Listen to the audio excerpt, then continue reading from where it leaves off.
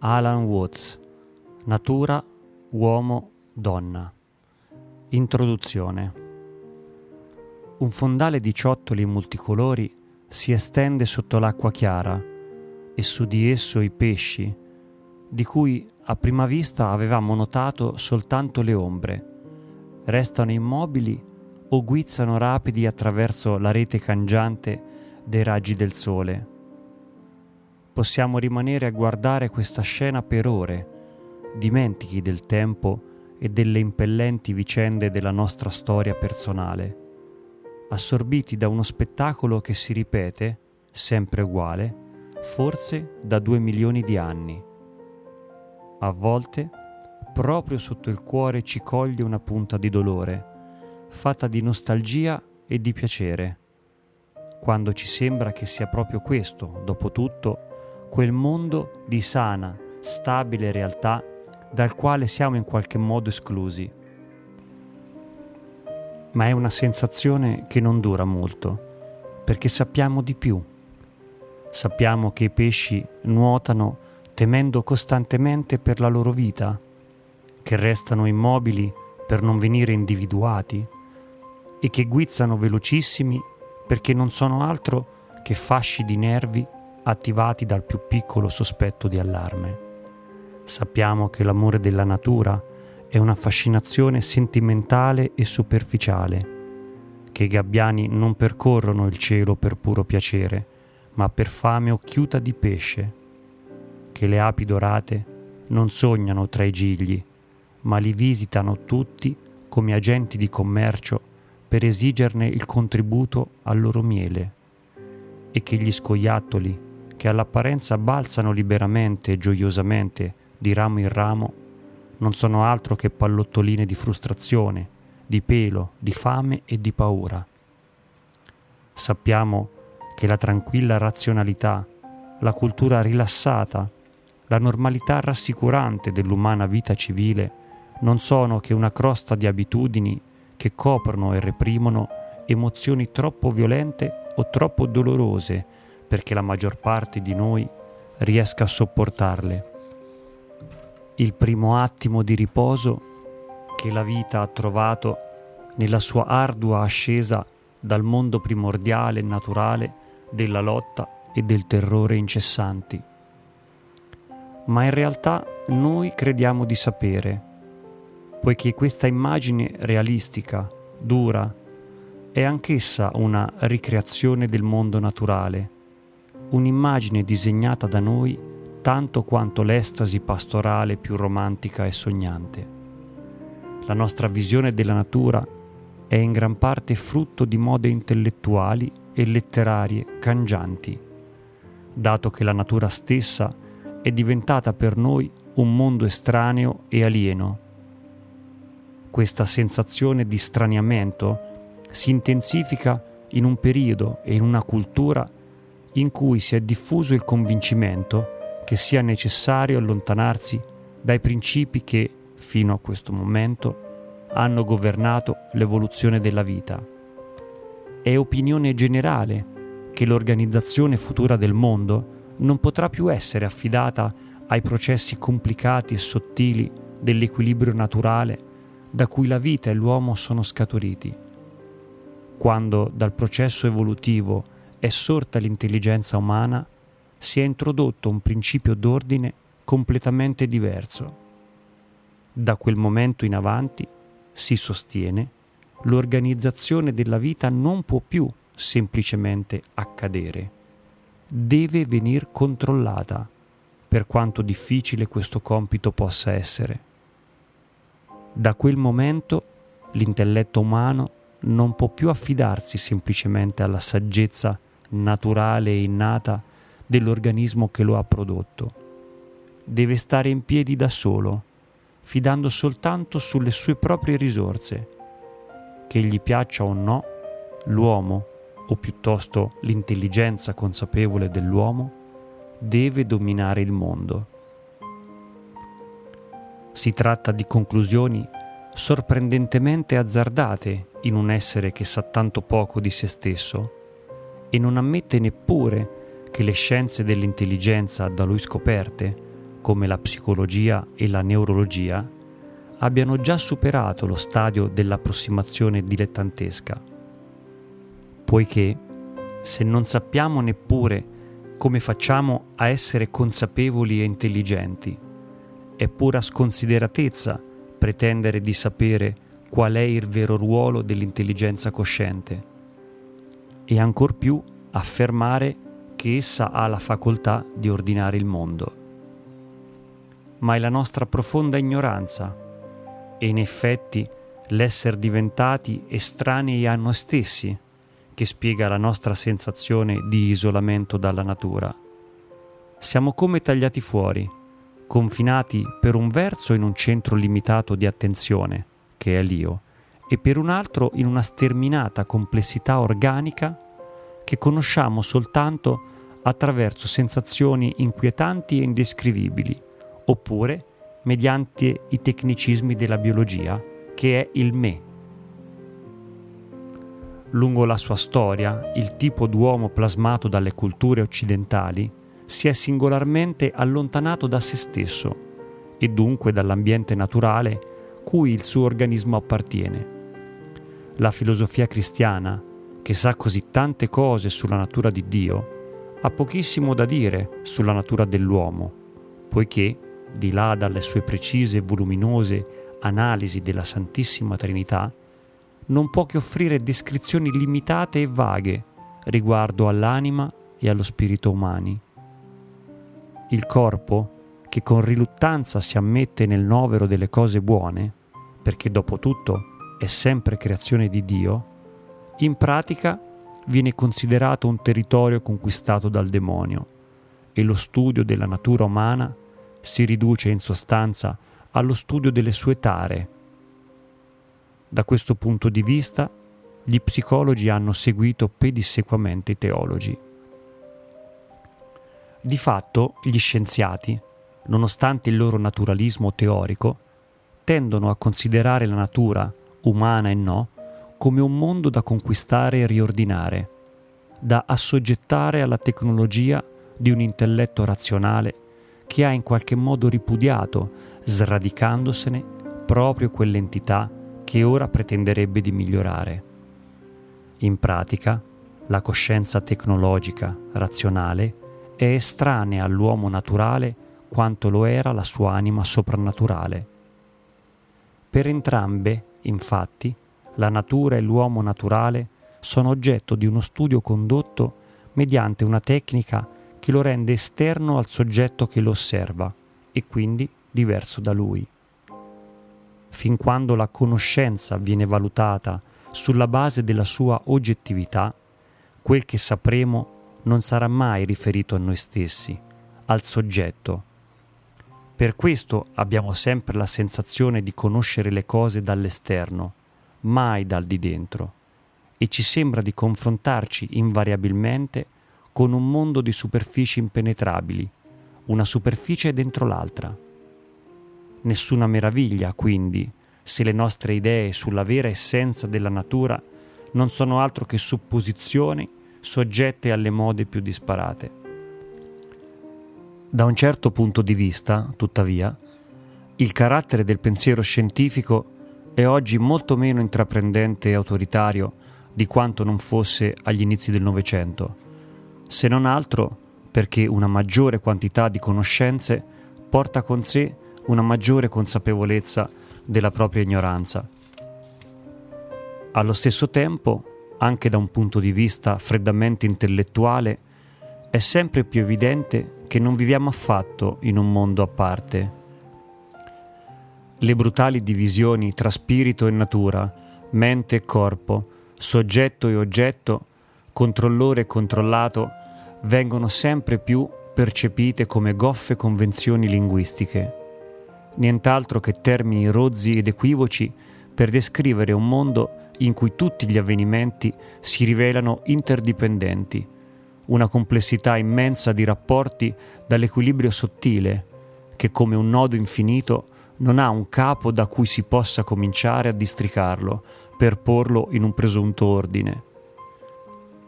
Ma non è lo spirito che è stato ridotto a natura, o a ciò che si intendeva per natura, né la mente è stata ridotta a corpo. Abbiamo sempre meno parole per definire cose, entità, sostanze, poiché la mente e la materia sono scomparse entrambe nel processo. Le cose sono divenute eventi e pensiamo a esse in termini di schemi, configurazioni, strutture. Quindi non ha senso la domanda di che materia è fatto questo schema. Ma l'importante è che un mondo di relazioni di interdipendenza, in cui le cose sono comprensibili solo se poste in relazione tra di loro, è un'unità senza cesure. In un mondo siffatto è impossibile considerare l'uomo separato dalla natura, come uno spirito in esilio che controlla il mondo affondando le sue radici in qualche altro luogo. L'uomo è in se stesso un gaglio di quell'infinito nodo e mentre tira in una direzione scopre che viene a sua volta tirato da un'altra parte, anche se non riesce a capire da dove provenga il nuovo impulso. Ed è lo schema dei suoi pensieri che gli impedisce di capirlo. Pensa a se stesso come al soggetto e alla natura come oggetto. E dato che non riesce a scoprire l'origine dell'impulso in nessuno dei due elementi, si sente confuso. Non può più optare né per il volontarismo né per il determinismo. Ma la confusione si annida nel groviglio dei suoi pensieri, non nelle circonvoluzioni del nodo. Eppure, nell'atmosfera che oggi si respira nel pensiero occidentale, la percezione di un totale coinvolgimento dell'uomo nella natura porta con sé un senso di depressione. È l'umiliazione di una cultura che è stata abituata a pensare all'uomo come al capo e al signore della natura. Anche ora, nonostante le grida di allarme si facciano sempre più forti, la cultura continua ad affidarsi incautamente al potere della tecnica. Ma, nonostante la nostra filosofia insista a dichiarare di essere rivolta al futuro, le prospettive che restano alla nostra cultura non vanno molto oltre il dopodomani. E ciò perché continuiamo testardamente e ciecamente a voler sfruttare le risorse della terra e quelle dell'energia nucleare, disponendo soltanto di una conoscenza frammentaria di ciò che, così facendo, compromettiamo in relazioni più complesse. In realtà, ciò che dovrebbe davvero deprimerci è che stiamo sollecitando l'universo a casaccio e che, cosa ancor più grave, i presupposti intellettuali da cui prendiamo le mosse sono solo un'illusione. Infatti, se l'uomo esiste con la natura in un'unità priva di cesure, i suoi ideali più generosi non possono che essere, dopo tutto, semplici razionalizzazioni delle grandi forze primordiali, del terrore e del desiderio, del cieco istinto di sopravvivenza che riteniamo di dover porre alla base degli impulsi naturali. Ma prima di deprimerci, dovremmo imparare a conoscere la natura dal suo interno. La scoperta di essere totalmente coinvolti nella natura è di importanza capitale, come la comprensione del carattere e del funzionamento intimo di quel nodo infinito è più essenziale di ogni ricerca filosofica. Come già suggerivo, potremmo scoprire che tutte le nostre idee sui ciechi bisogni primordiali sono mera mitologia.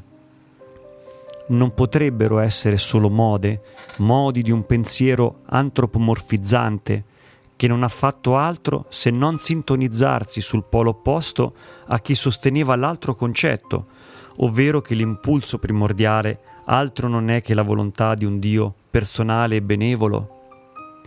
Gli stessi concetti di impulsi, forze, motivazioni e urgenze potrebbero non essere che fantasmi intellettuali, impalpabili quanto il misterioso soggetto che compie l'azione nella frase piove. It rain. La stessa convenzione grammaticale, che richiede sempre la compresenza di un soggetto e di un predicato, potrebbe essere la vera ragione per cui continuiamo a ricercare impulsi e moventi dietro le azioni. Eppure, questo nuovo indirizzo di pensiero può risultare ancor più inquietante, dato che sembra suggerire un universo vitale ma privo di ogni motivazione, neppure la conservazione della sua stessa esistenza. E certamente un mondo assolutamente privo di scopo sarebbe la più deprimente di tutte le possibilità. Ma l'idea di un mondo privo di scopo ci fa orrore solo perché è incompleta. Lo scopo è un concetto preminentemente umano. Dire che il mondo non ha scopo è come dire che non è umano, o per dirla con il Tao Te Ching, il cielo e la terra sono inumani. Per poi continuare, i santi sono inumani. E in realtà quel che non è umano appare inumano soltanto quando l'uomo si contrappone alla natura, perché allora la non umanità della natura sembra negare l'uomo e la sua assenza di scopi sembra negare gli scopi umani. Ma dire che la natura non è umana e non ha scopi non è ancora dire che cosa essa è. Il corpo umano nel suo complesso non è una mano, ma non per questo nega al suo interno la mano. Non è che antropomorfismo allo stato puro presumere che l'assenza di qualità umane in un uccello, in una nube o in una stella coincida con la presenza del vuoto assoluto, o assumere che ciò che non è conscio sia meramente inconscio. La natura non è organizzata necessariamente in accordo con il sistema di alternative radicali che caratterizza la logica e il linguaggio. Inoltre, quando parliamo di natura cieca e di materia-energia priva di intelligenza, non è che forse proiettiamo su queste entità il vuoto che percepiamo quando cerchiamo di conoscere la nostra stessa coscienza come un oggetto, quando cerchiamo di vedere i nostri occhi o di percepire il sapore della nostra lingua.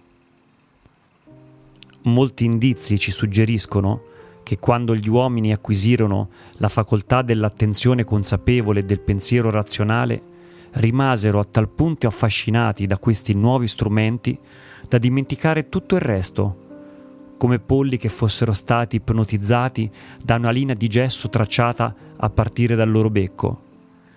La nostra sensibilità globale si è identificata con queste funzioni parziali al punto che abbiamo perso la capacità di sentire la natura dal di dentro e, cosa ancora più grave, di sentire l'unità senza cesure tra noi e il mondo.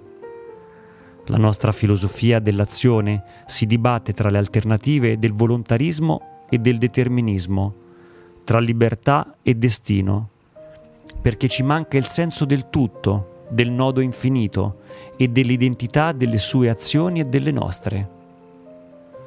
Come disse Freud, in origine l'io include tutto e in seguito separa da sé un mondo esterno. Il nostro presente senso dell'io è perciò soltanto un avvizzito residuo di un sentimento assai più inclusivo, anzi, di un sentimento onnicomprensivo che corrispondeva a una comunione quanto mai intima dell'io con l'ambiente. Se questo è vero, non dovremmo pensare agli appetiti e ai timori delle piante e degli animali, riferendoli esclusivamente alla nostra egocentrica modalità di coscienza, che pone il destino dell'io separato al centro di un interesse esclusivo e divorante, perché lo sente come qualcosa in cui esaurire tutto il proprio essere. La nostra difficoltà consiste non nel fatto che abbiamo sviluppato un'attenzione conscia, ma nella perdita di quel modo di sentire più ampio che avrebbe dovuto costituirne lo sfondo, quel sentire che ci avrebbe potuto permettere di conoscere la natura dal suo interno. Forse è un relitto di questo sentimento perduto ciò che sottende alla nostra perenne nostalgia della vita naturale e che ha creato il mito di un'età dell'oro da cui siamo ormai decaduti. Non ci sono ragioni per temere che recuperare quella perduta sensibilità significhi sacrificare la coscienza individuale, dato che le due cose non sono affatto incompatibili. Possiamo vedere una singola foglia in tutta la sua chiarezza senza perdere di vista la relazione che ha con l'albero. La differenza tra noi e gli animali sta forse nel fatto che essi dispongono soltanto di una forma rudimentale di coscienza individuale, ma possono contare su un alto livello di sensibilità nei confronti del nodo infinito della natura. Se è così, l'estrema incertezza della loro esistenza individuale non sarà affatto così intollerabile come può sembrare a noi. Senza una compensazione di questo genere è difficile comprendere come da milioni di anni forme di vita diverse dall'uomo ritengano che la vita valga la pena di essere vissuta. Una delle più valide fonti di intuizione per giungere a una comprensione della natura in cui l'uomo sia qualcosa di più di un intruso e per di più frustrato si trova nella tradizione taoista della filosofia cinese, con le sue ramificazioni nel buddismo zen e nel neoconfucianesimo. Nel secondo volume del suo Science and Civilization in China, Joseph Needham ha indicato molti punti in cui la filosofia cinese della natura potrebbe rivelarsi della massima importanza per le ricerche scientifiche e filosofiche moderne, e alcuni di questi punti meritano senz'altro di essere esplorati. Il punto di vista del taoismo è di particolare interesse e ha un notevole valore perché si tratta di una forma di naturalismo completamente diverso dal nostro, che è vitalistico e meccanicistico. Un naturalismo che evita le pastoie antimetafisiche e non riduce semplicisticamente la natura a un sistema di astrazioni che non hanno assolutamente nulla a che vedere con quel che i cinesi intendono per natura. Inoltre, la filosofia taoista della natura è senza dubbio molto più di un sistema teoretico e in un certo senso non lo è affatto. È innanzitutto un modo di vivere in cui viene recuperato il senso originale dell'unità ininterrotta con la natura, senza che per questo vada perduta la coscienza individuale. Implica un nuovo stile nell'agire dell'uomo, il rapporto all'ambiente, un nuovo atteggiamento nei confronti delle competenze tecniche, laddove l'uomo sembra interferire artificialmente con il mondo della natura. Richiede una fondamentale revisione delle radici profonde del senso comune, specialmente in rapporto a questioni come l'istinto di sopravvivenza, la ricerca del bene e del piacere, l'eliminazione del male e del dolore e la funzione dell'impegno, della disciplina e della forza di volontà nell'attività creativa. Per i nostri scopi, tuttavia, il modo migliore di esplorare la filosofia cinese della natura non consiste nell'intraprendere una descrizione sistematica e storica del taoismo. Lo introdurremo invece, a mano che procederemo, in una discussione più generale sui rapporti tra uomo e natura, e ciò contribuirà inoltre a chiarire l'atteggiamento occidentale nei confronti del problema. Di cruciale importanza in una discussione del genere sono gli strumenti effettivamente utilizzati per scoprire l'unità senza cesure tra uomo e natura, dato che tutta la ricerca si svolge nel regno del sentire piuttosto che in quello del pensare, e nello spirito della poesia piuttosto che in quello della filosofia formale e intellettuale. Ma i cosiddetti strumenti sono essi stessi problematici e paradossali, dato che la perduta consapevolezza si ritrova attraverso un'assenza di strumenti. Le azioni della volontà o dell'io possono soltanto rafforzare questa scissione della coscienza, e per chi non conosce altre modalità di azione, ciò è, almeno a prima vista, estremamente frustrante. Abbiamo tutti ben presente la sensazione di insincerità e di contraddizione di chi si sforza di essere naturale, tanto più quando sarebbe della massima importanza essere naturali e spontanei.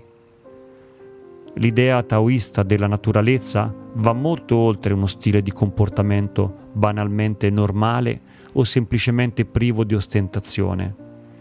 Si tratta infatti della comprensione concreta che tutte le nostre esperienze e tutte le nostre azioni sono movimenti del Tao, ovvero della strada della natura, del nodo infinito, e tra quei movimenti c'è anche l'esperienza stessa di essere un individuo, un soggetto conoscente. Il termine cinese, che si traduce generalmente con natura, è Zujian, letteralmente di se stesso così. Forse un equivalente migliore potrebbe essere spontaneità. Si tratta pressappoco dell'idea aristotelica di un Dio come motore immobile, dato che la natura, sia nella sua interezza sia nelle sue parti, non viene mossa da nessun agente esterno. Ogni movimento nel nodo infinito è un movimento del nodo, che agisce come un organismo intero, sebbene i suoi elementi, i suoi gangli, non siano legati l'uno all'altro come entità passive mosse dall'intero. E infatti si tratta di parti solo apparentemente separate dall'intero, per comodità di esposizione. In realtà i gangli sono il nodo, differenti nell'identità come le due facce di una moneta. Non se ne può muovere una senza muovere anche l'altra.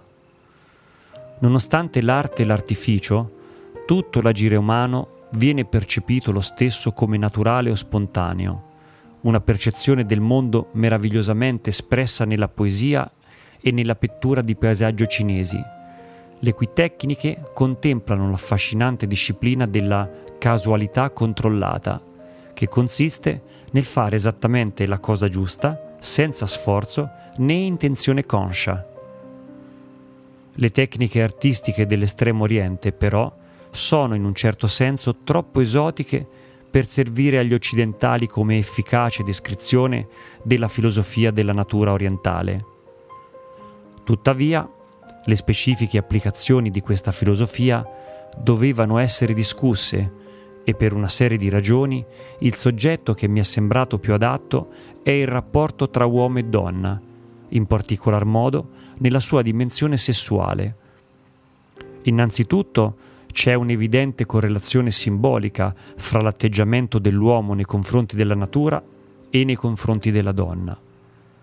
Per quanto stravagante possa sembrare a volte, questo simbolismo ha avuto in effetti un'enorme influenza sull'amore sessuale nella cultura orientale, come in quella occidentale. Inoltre, la sessualità è una dimensione problematica e tormentata nelle culture in cui è più forte il senso della separazione dell'uomo dalla natura, e specialmente dove il dominio della natura è visto come inferiore o contaminato dal male.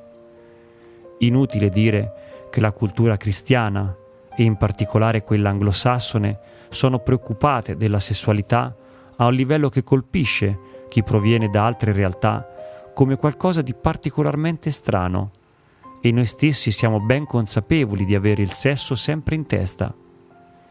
Non riusciremo a risolvere questa preoccupazione cercando di dimenticarcene, cosa che i moralisti ci hanno consigliato di fare negli ultimi 2000 anni, né potremo sbarazzarcene con un trattamento limitato a un livello psichiatrico o medico, quasi fosse una questione banalmente biologica. L'amore fisico è, soprattutto, il modo più intenso e drammatico, tra quelli accessibili comunemente, per un essere umano di giungere a un'unione e a un rapporto consapevole con qualcosa fuori di sé. Inoltre, è la più vivida tra le espressioni abituali di spontaneità organica, l'occasione più positiva e creativa per venire trasportati da qualcosa che vada oltre la volontà cosciente. Non dobbiamo stupirci, quindi, se in quelle culture in cui l'individuo si sente isolato dalla natura, si prova anche disgusto per le relazioni sessuali, spesso considerate degradanti e malvagie, specialmente per chi si dedica alla vita dello spirito. La sessualità disordinata della cultura occidentale, e non solo, è certamente dovuta al fatto che le relazioni erotiche non sono mai state seriamente integrate e illuminate da una filosofia dell'esistenza. Sono rimaste escluse dal novero delle esperienze spirituali. Non hanno mai raggiunto la dignità di un'arte, come nel Kama Sutra indiano, e nella nostra scala di valori l'arte di amare è ben al di sotto della gastronomia. Teoricamente, il sacramento cristiano del matrimonio dovrebbe santificare il rapporto sessuale, ma in pratica si riduce soltanto a un insieme di proibizioni e di sotterfugi. Abbiamo bollato il rapporto erotico come animale e abbiamo lasciato che rimanesse tale. Il matrimonio non l'ha tanto nobilitato, ma piuttosto recintato, confidando semplicisticamente che il vero amore alla fine avrebbe, non si sa come, trovato il modo di rendere il rapporto completo e santo. E ciò avrebbe potuto senz'altro accadere, senza dover introdurre nessuna tecnica artificiosa, se fossero state presenti certe altre condizioni. La sessualità avrebbe potuto elevarsi spontaneamente se la cultura avesse conosciuto qualcosa di paragonabile alla vera spontaneità. Ma ciò si è rivelato, e si rivela tuttora, impossibile, poiché l'umanità si è concentrata esclusivamente sull'io, che a sua volta viene opposto alla natura come un'anima o una mente dissociata. Parlando in generale, il nostro stile filosofico e il tipo di esperienza spirituale che abbiamo coltivato non ci hanno condotti a una pratica costruttiva della sessualità. È cosa buona per l'uomo non toccare donna. Ai non sposati e alle vedove dico, è cosa buona per loro rimanere come sono io. Ma se non sanno vivere in continenza, si sposino. È meglio sposarsi che ardere. Però se ti sposi non fai peccato, e se la giovane prende marito non fa peccato. Tuttavia, costoro avranno tribolazioni nella carne. Questo vi dico, fratelli, il tempo ormai si è fatto breve, d'ora innanzi quelli che hanno moglie vivano come se non l'avessero. Io vorrei vedervi senza preoccupazioni. Chi non è sposato si preoccupa delle cose del Signore, come possa piacere al Signore. Chi è sposato invece si preoccupa delle cose del mondo, come possa piacere alla moglie. Corinzi 7, 1-33. Così San Paolo. Questa risentita tolleranza della sessualità, vista come un'urgenza insopportabile, che a volte, in situazioni di assoluta emergenza, deve pur venir soddisfatta, pone il sesso al livello del bisogno di defecare, al livello di un deplorevole residuo di bestialità che verrà felicemente lasciato dietro di sé nel regno dei cieli. E come tale, a esso viene negato ogni positivo contatto con la vita dello spirito. Ma fortunatamente per lo sviluppo della spiritualità cristiana, San Paolo espresse questi precetti sotto forma di consigli e non di comandamenti. Consigli che del resto vengono controbilanciati nelle Sacre Scritture dal Cantico dei Cantici, che a sua volta è stato interpretato allegoricamente come il matrimonio spirituale tra Cristo e la sua Chiesa, o tra Cristo e l'anima. Come vedremo, nel patrimonio della cultura cristiana ci sono potenzialità non solo per lo sviluppo della vita sessuale all'interno del matrimonio e come strumento di contemplazione, ma anche per risolvere la scissione fondamentale tra spirito e natura che ha tanto angosciato le culture cristiane occidentali.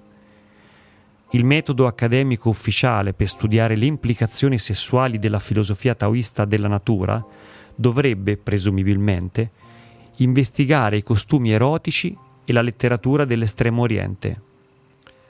Ma, oltre a questo compito lungo e difficile, ce n'è un altro, semplice, pratico e veloce: comprendere i principi base della filosofia e applicarli direttamente al problema. E in effetti non vi è un altro approccio altrettanto chiaro, anche perché in Estremo Oriente l'influenza della filosofia taoista nella cultura di massa è sempre stata indiretta. I veri seguaci di quella filosofia, che è distinta dalla religione taoista propriamente detta, la quale è cosa del tutto diversa, sono stati sempre relativamente pochi. Esistono anche documenti sulle pratiche sessuali taoiste, ma hanno il sapore di sviluppi psicofisiologici della religione del Tao, piuttosto che di teorie sulla filosofia della natura di Lao Tzu o di Chuang Tzu. Ma con tutto ciò, il tenore generale di questi scritti è per lo più quello che ci si aspetterebbe da un'applicazione alla sessualità della filosofia taoista.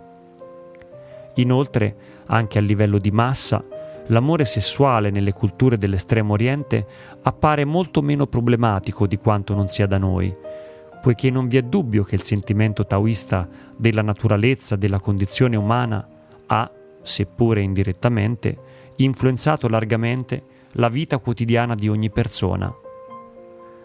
Oltre a quella taoista, altre tradizioni asiatiche hanno molto da offrire come contributo a entrambi gli aspetti della nostra ricerca.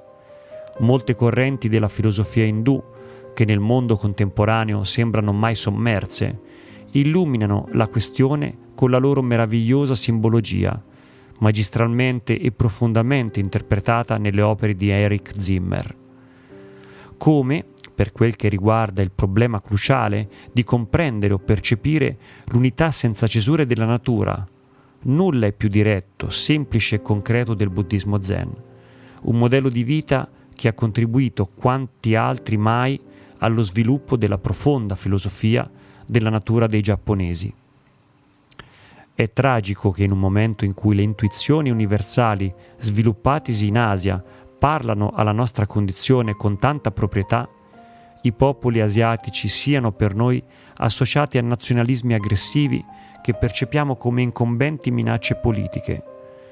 E purtroppo si tratta di minacce molto più serie di quanto non abbiamo ancora compreso.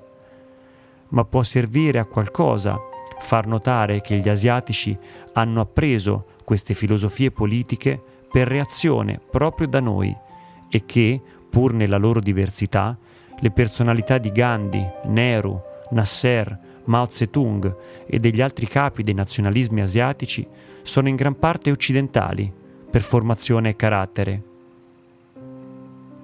Pressoché tutti costoro sono il prodotto di un sistema educativo imposto dal colonialismo occidentale e le loro filosofie politiche, come le loro ambizioni, sono assolutamente lontane dai principi di governo dello Stato stabiliti nel Tao Te Ching. La saggezza orientale ha sempre meno a che fare con l'Asia di oggi, con i territori geografici e politici che termini come Oriente e Occidente, Asia, Europa e America oggi significano. Sempre più l'Oriente, come fonte di saggezza, definisce un'entità che non è geografica ma interiore, una filosofia perenne che nelle sue varie forme è stata posseduta dalle culture tradizionali e astoriche in tutte le parti del mondo. E in effetti il contrasto spirituale tra Oriente e Occidente è veramente un contrasto tra due stili di cultura, due categorie radicalmente differenti di istituzioni sociali, cui non è mai corrisposto veramente il contrasto tra Europa e Asia, intese come entità geografiche. Potremmo definire questi due modelli di cultura chiamando progressista e storicista l'uno e tradizionalista e astorico l'altro. La teoria del primo modello è che la società umana è in movimento. Lo Stato politico è un organismo biologico il cui destino consiste nel crescere e nell'espandersi. Esaminando il resoconto del suo passato, la cultura del progresso lo ricostruisce e lo interpreta come una storia, ovvero come una sequenza significativa di avvenimenti che tutti insieme costituiscono un destino, un tendere a ben determinati obiettivi temporali da parte della società nel suo complesso.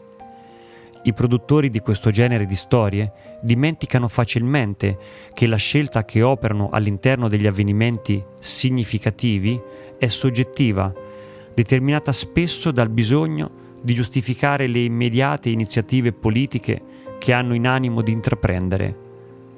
La storia esiste come forza in quanto è creata o inventata qui e ora. Dall'altra parte, le società tradizionali sono astoriche, ovvero non vedono se stesse percorrere un itinerario rettilineo diretto verso obiettivi, traguardi temporali. I loro documenti non sono storie, ma semplici cronache che non delineano alcuno schema nel succedersi degli avvenimenti, salvo quello del ciclico riproporsi delle stagioni. La loro filosofia politica si limita a mantenere l'equilibrio della natura da cui la comunità umana dipende e che viene espresso nei riti pubblici che celebrano la corrispondenza eterna tra l'ordine sociale e l'ordine dell'universo. Per questo il centro di interesse della società tradizionale non si trova nel futuro, ma nel presente, il fulcro su cui gira il mondo. E tutti i manufatti di queste società sono prodotti per il vantaggio materiale immediato che ne deriva, e non per un profitto astratto, come quello monetario, o per ricavarne benefici secondari puramente psicologici, come il prestigio o il successo.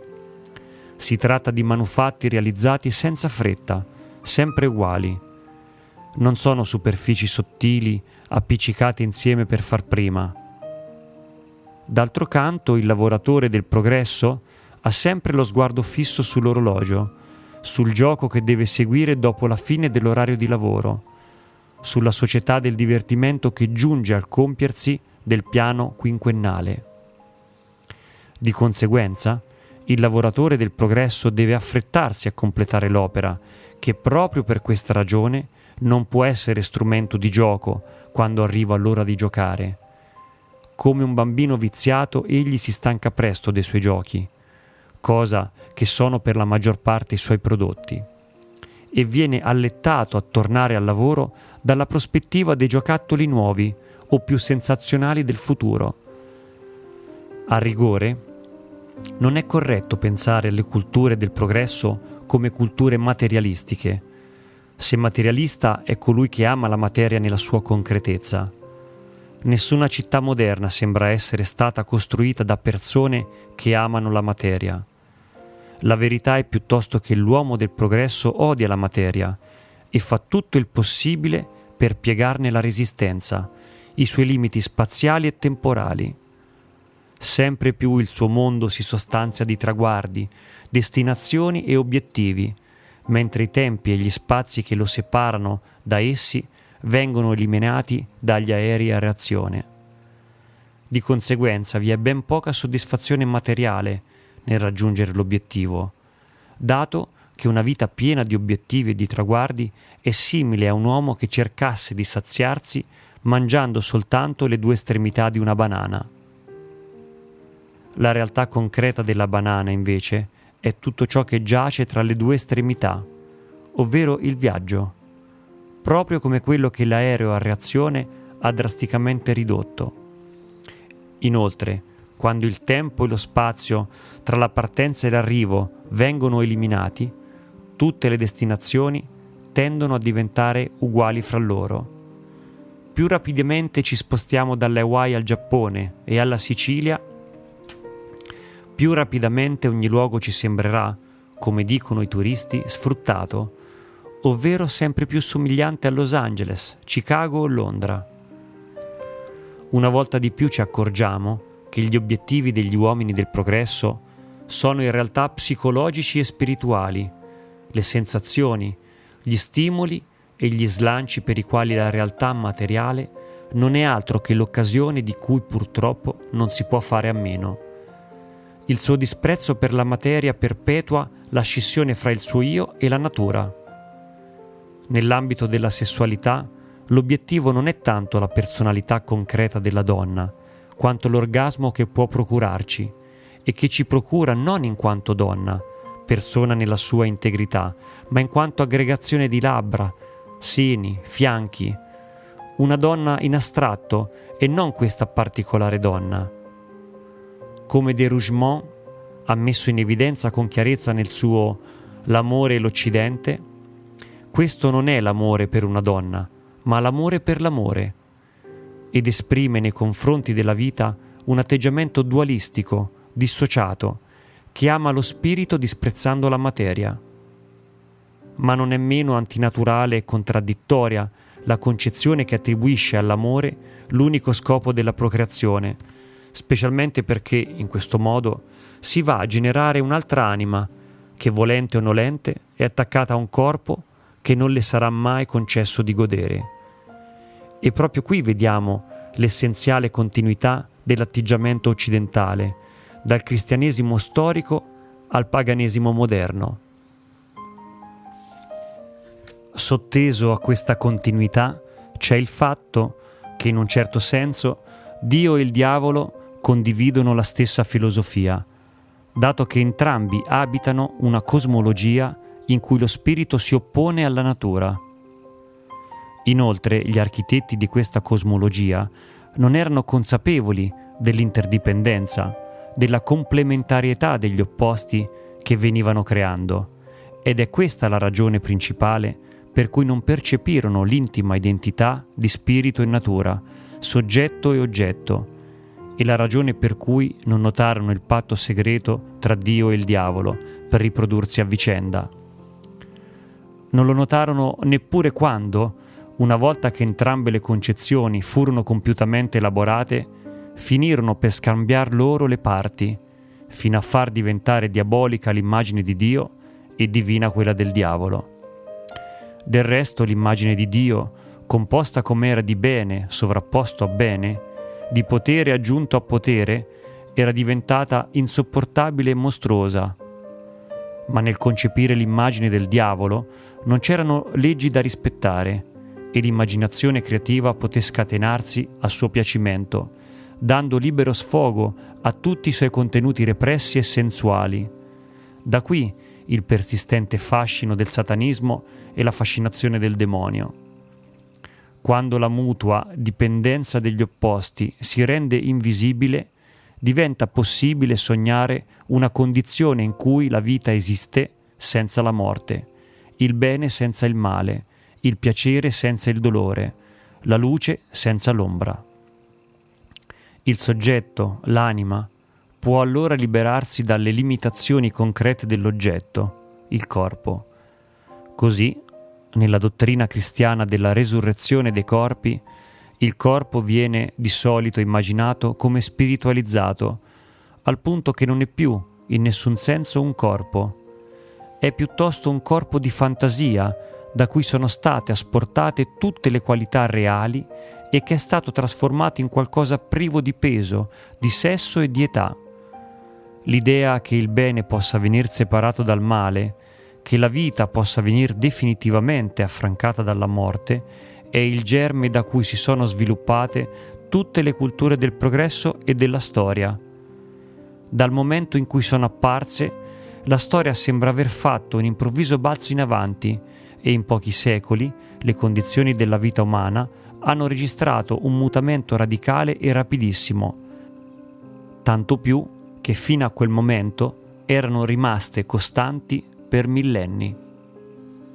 Tuttavia, non è tanto che la storia abbia avuto un brusco balzo in avanti, ma piuttosto che, con le culture del progresso, la storia si è venuta a creare. I partigiani delle culture storiciste sembrano congratularsi con se stessi per essere sfuggiti a un tempo circolare ed essere entrati in un tempo lineare, per essere passati da un ordine cosmico statico a uno dinamico e in continua evoluzione, senza accorgersi che non c'è nulla di più circolare di un circolo vizioso. Un mondo in cui si possono raggiungere con sempre maggiore facilità e rapidità luoghi in cui vale sempre meno la pena di andare, in cui si produce un volume sempre crescente di cibo, sempre meno nutriente, è, per citare solo gli esempi meno stridenti, un circolo vizioso. L'essenza del circolo vizioso sta nell'ambire o nello sfuggire, e i due termini sono sempre inseparabili, la stessa cosa, e finché non ci si rende conto di questa circolarità, la velocità è destinata ad aumentare vertiginosamente. L'improvvisa esplosione della storia negli ultimi 500 anni colpisce più come un cancro divorante che come una crescita ordinata. Quanto appena detto può sembrare il preludio a una dottrina reazionaria, ma non è nulla del genere. Nulla è più lontano dai nostri intenti che auspicare il ritorno della cultura tradizionale e l'abbandono di quella del progresso.